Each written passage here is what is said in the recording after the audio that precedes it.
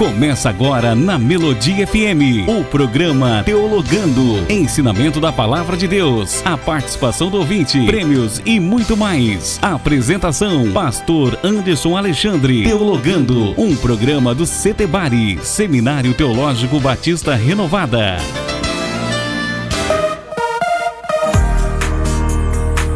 Olá, seja muito bem-vindo, seja muito bem-vinda ao programa Teologando.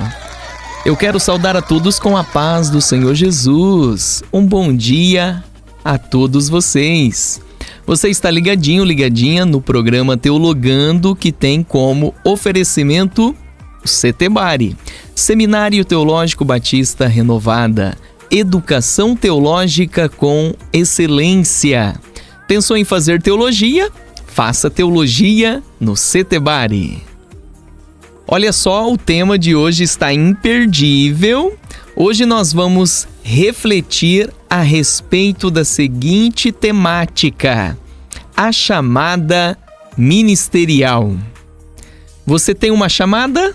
Você tem um dom, um talento, um ministério? Como descobrir a chamada ministerial? Como identificar a vocação ministerial? Pois bem, você está ligadinha no programa Teologando e hoje com a temática a chamada ministerial.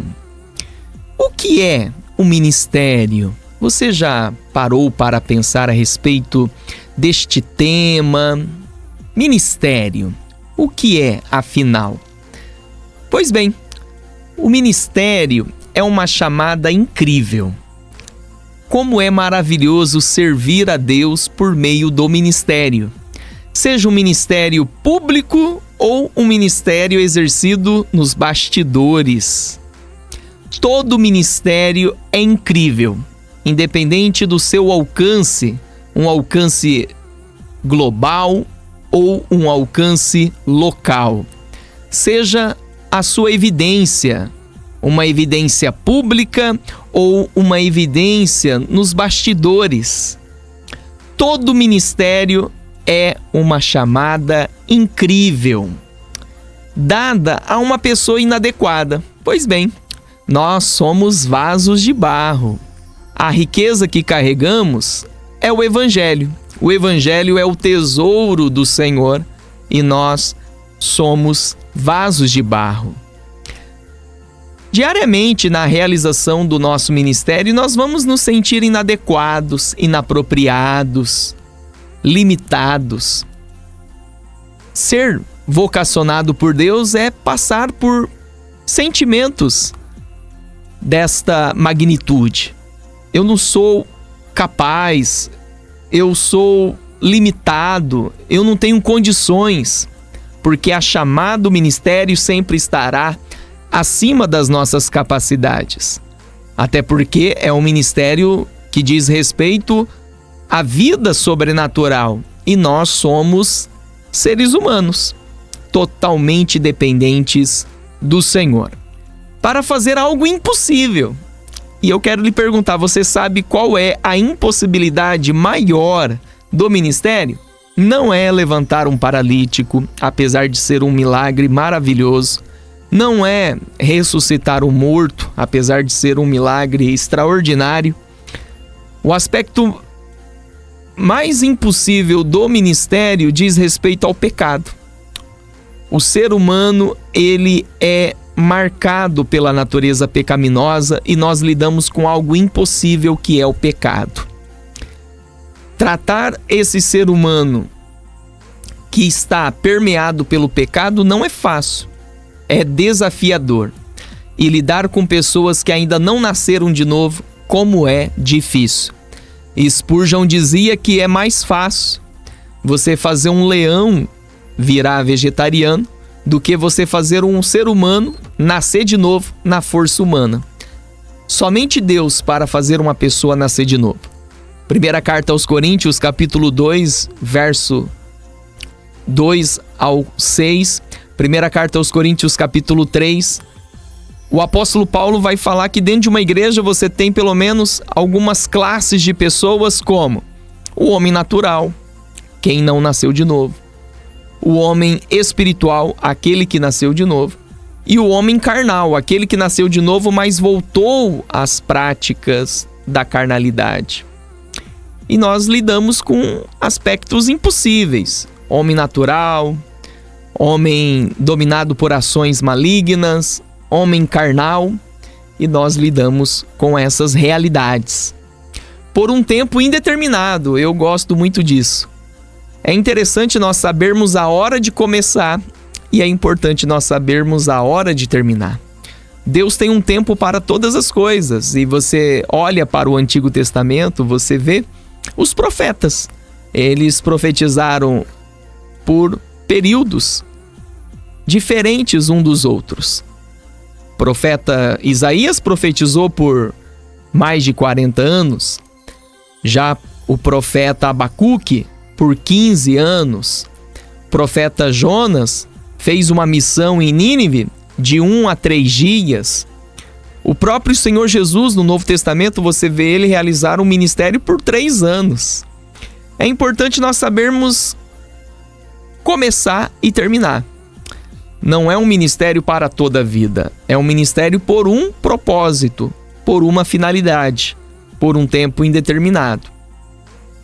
Assim nós temos esta frase que eu gosto muito, olha só. O que é ministério? É uma chamada incrível dada a uma pessoa inadequada para fazer algo impossível por um tempo indeterminado. Você deve estar se perguntando, mas Pastor Anderson, como é que eu faço para reconhecer o meu ministério? Eu quero dar a você 3 dicas para você reconhecer, descobrir, encontrar o seu chamado. Primeiro, o seu coração vai queimar. Seu coração vai queimar por algo, você vai desejar fazer algo e o seu coração vai se alegrar por uma função, por um serviço. Segundo, você vai se ver fazendo aquilo. Então você vai ver um pregador e você vai dizer, nossa, eu queria pregar como esse pregador. Você vai ver uma cantora e você vai dizer, uau, eu queria cantar como essa cantora canta. Você vai ver um pastor e você vai dizer, uau, eu queria ser pastor como ele é. Você vai se ver fazendo aquilo. Você vai se ver no lugar daquela pessoa. E terceiro, é a igreja que reconhece, é a igreja que envia. Nunca vá por si mesmo. Deixe a igreja te enviar, que é o caminho correto, que é o caminho adequado. Pelo menos é isso que encontramos na Bíblia, em Atos capítulo 13, verso 2. A igreja de Antioquia, orientada pelo Espírito Santo, separaram Saulo e Barnabé para a obra que Deus havia reservado para eles. E enviaram Saulo e Barnabé para as missões. Que a igreja possa te reconhecer. E como é que a igreja reconhece? Na dinâmica do Espírito.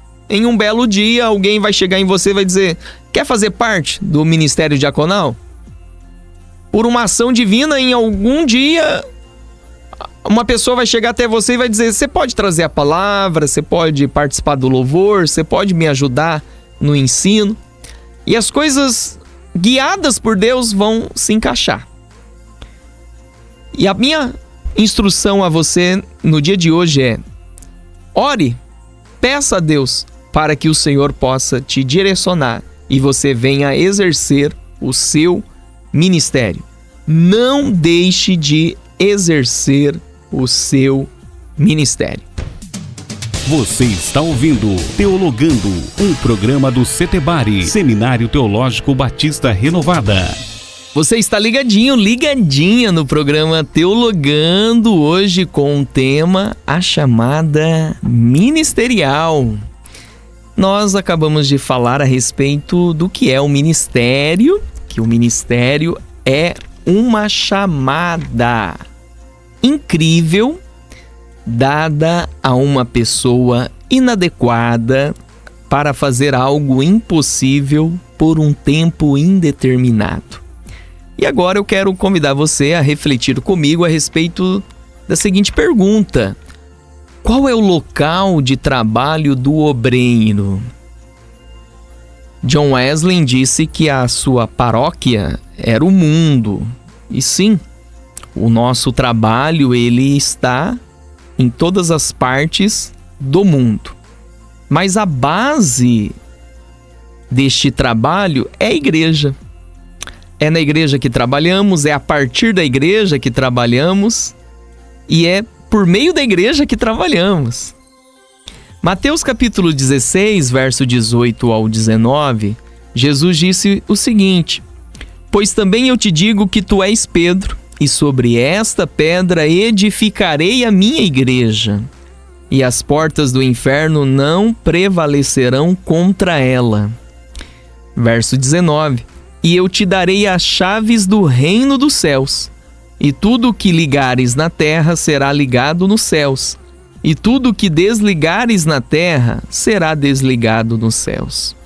Deus deu aos seus ministros as chaves do reino dos céus. A igreja foi construída, fundamentada e alicerçada em Jesus. Contudo, as chaves do reino dos céus foram entregues nas mãos de homens santos e nas mãos de mulheres santas.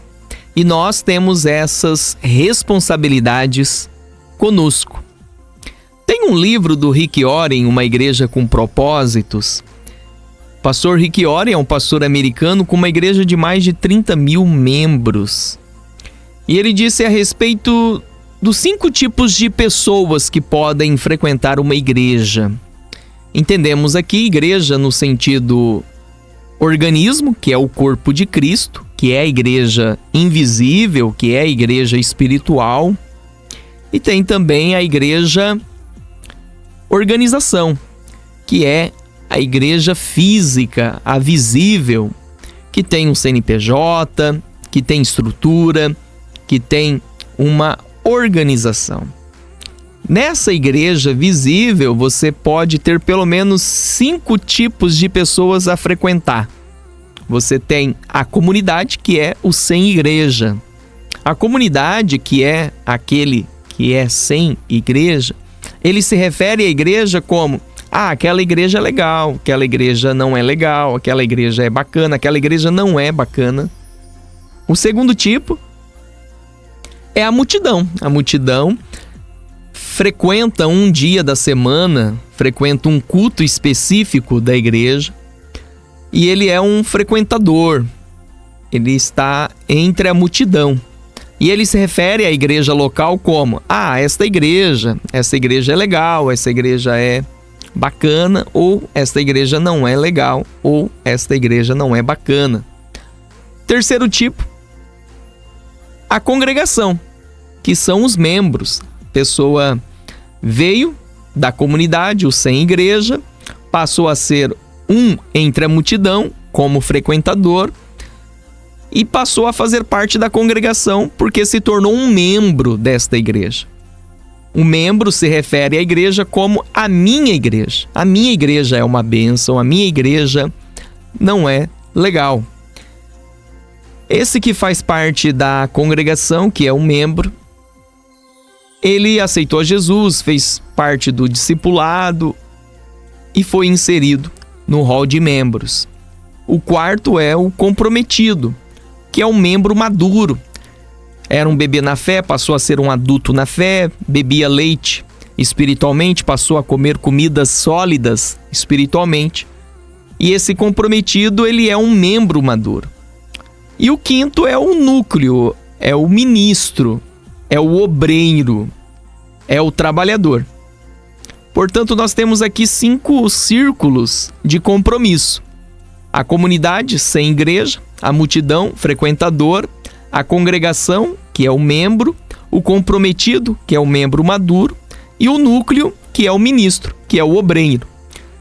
Rick Warren vai dizer que assim que a pessoa chegue no núcleo, como ministro, como obreiro, essa pessoa é enviada para a comunidade para trazer o sem igreja para a congregação.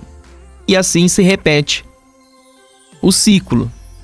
Portanto, nós, obreiros, trabalhamos na igreja, para a igreja por meio da igreja e enviado pela igreja. E é na igreja que nós trabalhamos. Como nós devemos lidar com a igreja? Com lealdade, com amor, com disposição. A pessoa que mais defende a igreja local tem que ser o obreiro e não o contrário. A pessoa que mais luta pelo bem da igreja tem que ser o obreiro e não o contrário. Porque ali é o local, a base de trabalho desse obreiro, onde ele vai servir com os seus dons. Portanto, eu valorizo a igreja e eu convido você a defender a igreja. Como eu amo a igreja local. A igreja local é um lugar maravilhoso.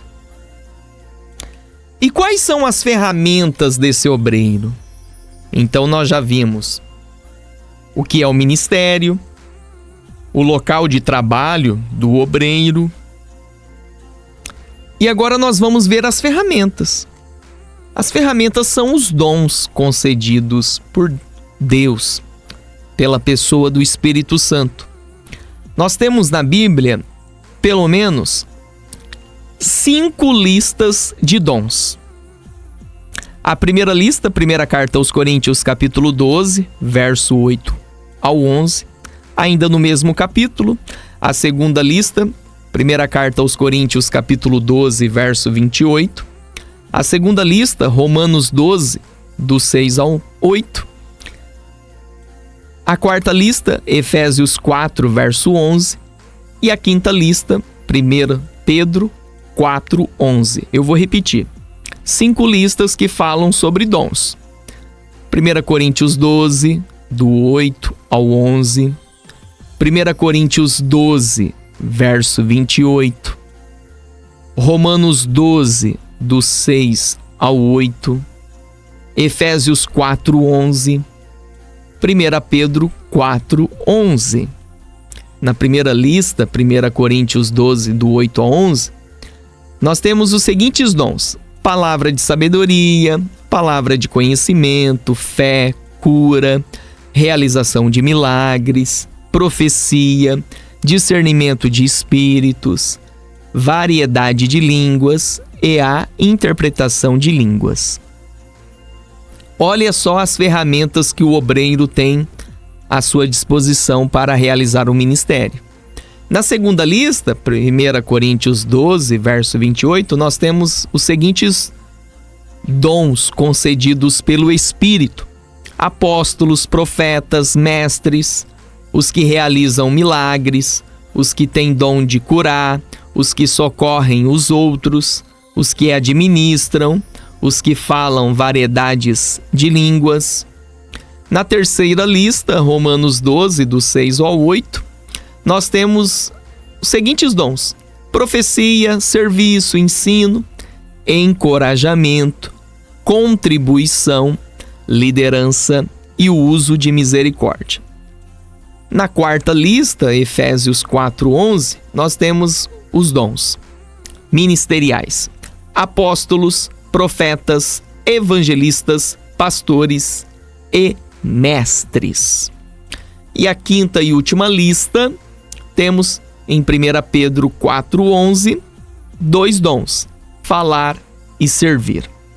Se você juntar dessas 5 listas os dons, você chega ao número de 31 dons. John Stott vai dizer que hoje o Espírito Santo pode dar um dom que não consta nessas listas. Deus, por meio do seu Espírito, pode dar um dom que não consta nessas listas, devido à multiforme graça do Espírito Santo, do agir de Deus sobre nós. Cada obreiro tem pelo menos um dom ou mais de um dom, e são ferramentas dadas por Deus para nós realizarmos a obra do Senhor.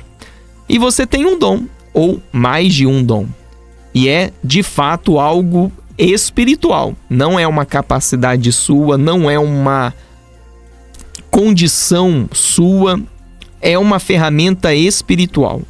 De fato, é um dom, é uma ferramenta dada pelo Espírito Santo. Quantas e quantas vezes eu prego a palavra de Deus e eu chego na minha esposa e eu falo: olha, amor, eu não teria condição de criar um sermão como foi pregado agora há pouco. Realmente foi dado por Deus. Realmente é o dom da pregação. A minha mente não teria capacidade de elaborar, de construir o sermão que foi feito e foi entregue agora há pouco. Realmente é um dom, é uma graça dada pelo Espírito Santo. Assim sendo, eu convido você a buscar muito a Deus para que você, na força do Espírito, possa fazer a obra do Senhor. Portanto, nós vimos a respeito desse tema, a chamada ministerial, o que é o ministério, qual é o local de trabalho do obreiro e quais são as ferramentas que esse obreiro pode ter à sua disposição para realizar a obra, porém é o Espírito que dá a ferramenta para cada um, conforme lhe apraz, assim conforme o Espírito desejar. E eu quero refletir com você agora sobre uma outra pergunta, os tipos de serviços. O obreiro vai trabalhar na igreja local, por meio da igreja local, para a igreja local, através da igreja local. Em quais serviços? Temos pelo menos os seguintes: pastores, evangelistas, missionários, presbíteros, diáconos, intercessores, mantenedores, professores, porteiros, visitadores, líderes e muitos outros serviços em que os obreiros atuam na igreja local. Qual é o serviço que você tem realizado na igreja local? Quais são os serviços que você tem realizado na igreja local? Sirva, procure o seu pastor, converse com ele, abra o seu coração e diga a ele: olha, pastor, eu quero muito trabalhar na igreja local. Na igreja local tem inúmeros serviços para você trabalhar e servir na obra de Deus. Que Deus te abençoe, que você seja muito, mas muito usado por Deus na sua igreja local. Como eu disse já no programa de hoje, eu defendo muito a igreja local. Você está ligadinho no programa Teologando aqui na Rádio Melodia 100.5 FM, tocando o seu coração. E no dia de hoje nós estamos a refletir a respeito deste belíssimo título, desta belíssima temática, que é a chamada ministerial. Você tem uma chamada?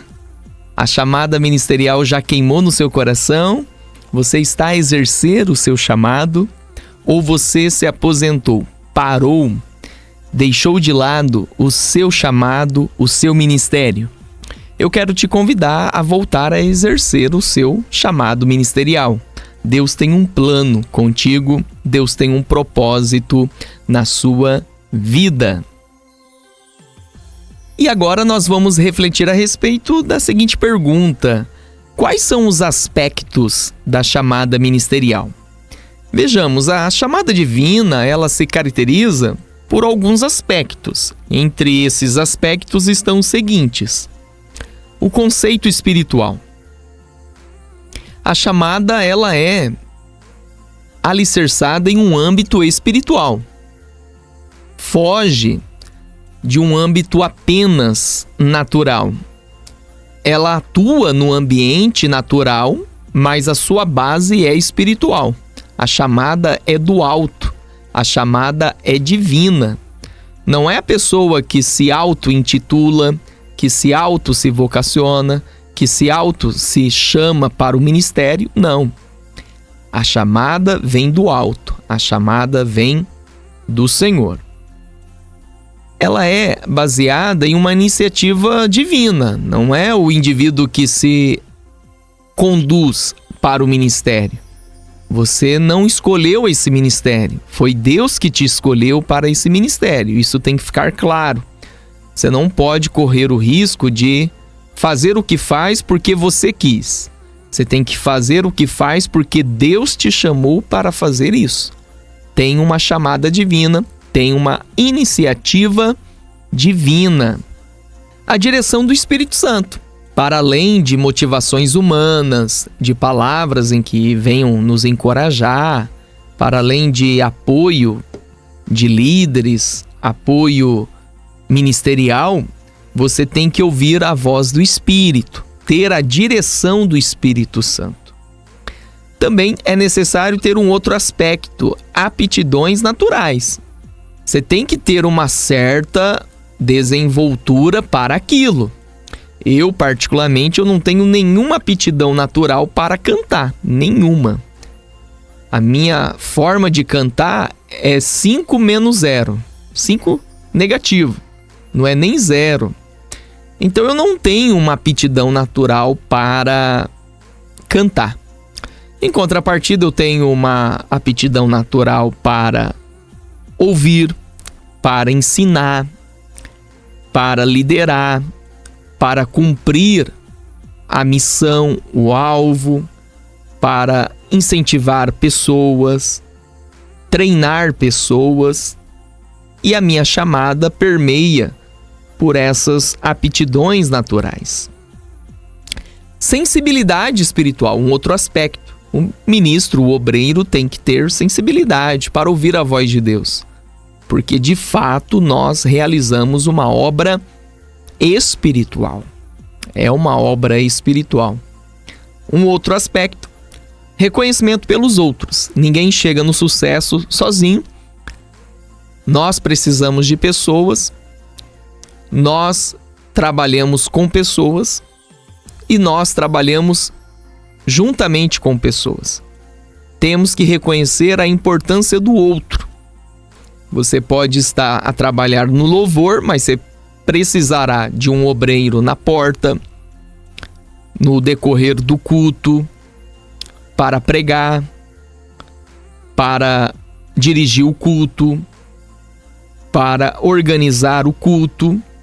Então nós dependemos um dos outros. Primeira carta aos Coríntios 12, Paulo vai dizer que Jesus é o cabeça e nós somos o corpo de Cristo. Um é a mão, o outro é o pé, e cada um exerce a sua função no corpo de Cristo. Você não é insubstituível e você não é único. Nós precisamos um dos outros. Agora, quais são as exigências desse obreiro?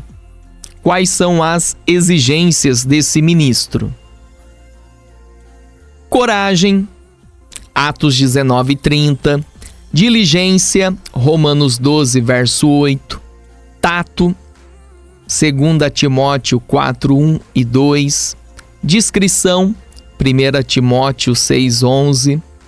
Cortesia, 1 Pedro 3:8, asseio, Mateus 5:37, pontualidade, Mateus 5:37, responsabilidade, Jeremias 48, verso 10. Ou seja, o obreiro precisa ser irrepreensível, baseado em 1 Timóteo 3. O obreiro tem que ser irrepreensível. Um homem, uma mulher que vive a palavra de Deus, na força do Espírito Santo. Agindo assim, a pessoa vai ser corajosa, diligente, ter tato, discrição, cortesia, asseio, pontualidade e responsabilidade. Ou seja, ser irrepreensível, viver pela palavra na força do Espírito Santo, a pessoa vai ser um obreiro que saiba lidar com gente, que saiba trabalhar com organização, com alvos, com objetivos. Quais são as qualificações espirituais desse obreiro? A Bíblia nos elenca pelo menos algumas qualificações. Amor, João 15:12. Fé, Hebreus 11, verso 6. Santidade, Hebreus 12, verso 14. Humildade, Mateus 11, verso 29. Paciência, Tiago 5, verso 7. Espírito perdoador, Lucas 23, verso 34. E o momento de alegria, distração, 2 Timóteo 2, verso 4. Ou seja, a pessoa tem que viver na plenitude do Espírito. Ao viver na plenitude do Espírito, Efésios 5,18, enchei-vos do Espírito, a pessoa vai viver no domínio do fruto do Espírito. Gálatas 5, verso 22 ao 24, que nos fala sobre as características do fruto do Espírito. A pessoa vai viver no domínio do Espírito Santo. Não vai viver na carne, mas sim na dimensão do Espírito. Agora vamos pensar aqui o que o obreiro deve se cuidar enquanto casado e o que o obreiro tem que se cuidar enquanto solteiro. O obreiro, enquanto casado, tem que ter um lar padrão. O seu lar tem que ser um modelo, um padrão a ser seguido. Criar os filhos à luz da Bíblia. Os filhos precisam estar sendo orientados adequadamente à palavra de Deus. O seu maior ministério é a sua casa. Não adianta nada você ganhar o mundo inteiro e você propositalmente querer e fazer com que a sua família se perca. Então você precisa quebrar qualquer agenda lá fora, mas não negociar a sua família. A sua família é inegociável. Liderança e sujeição. A família tem que estar submissa, com o coração aberto em seguir a direção desse obreiro. E esse obreiro não vai agir de modo autoritário, com intenções malignas e carnais. Ele vai agir à luz da Bíblia, na direção do Espírito Santo. Ou seja, vai agir de modo correto. E ao obreiro solteiro, quais são os cuidados que ele tem que ter? Cuidar das coisas do Senhor. Esse é o momento de passar noites na vigília, na igreja, nos cultos, servir, trabalhar, porque depois vem o casamento, vem compromissos do casamento. Vem os filhos, vem as responsabilidades financeiras. O obreiro, enquanto solteiro, agora é o momento de cuidar das coisas do Senhor. Ser exemplo dos fiéis, sobretudo na vida moral, não cair na imoralidade sexual, fugir da prostituição, tem que evitar ao máximo e fazer de tudo para não cair em erros imorais e sim fugir da prostituição. Fazendo assim, o obreiro vai agradar ao Senhor, vai alcançar vidas, vai abençoar pessoas. Pois bem, este é o programa Teologando e hoje nós refletimos a respeito deste tema, a chamada ministerial. Meu desejo é que você venha exercer o seu ministério na força do Espírito Santo, alcançar vidas, tocar em pessoas e lá no céu você receberá o seu galardão, a sua coroa, a sua premiação. Todos nós juntos por um só objetivo, a glória de Deus. Que Deus te abençoe. Este é o programa Teologando. Vou ficando por aqui e até mais com a graça de Deus. Você acabou de ouvir o programa Teologando. Volte nos ouvir no próximo sábado.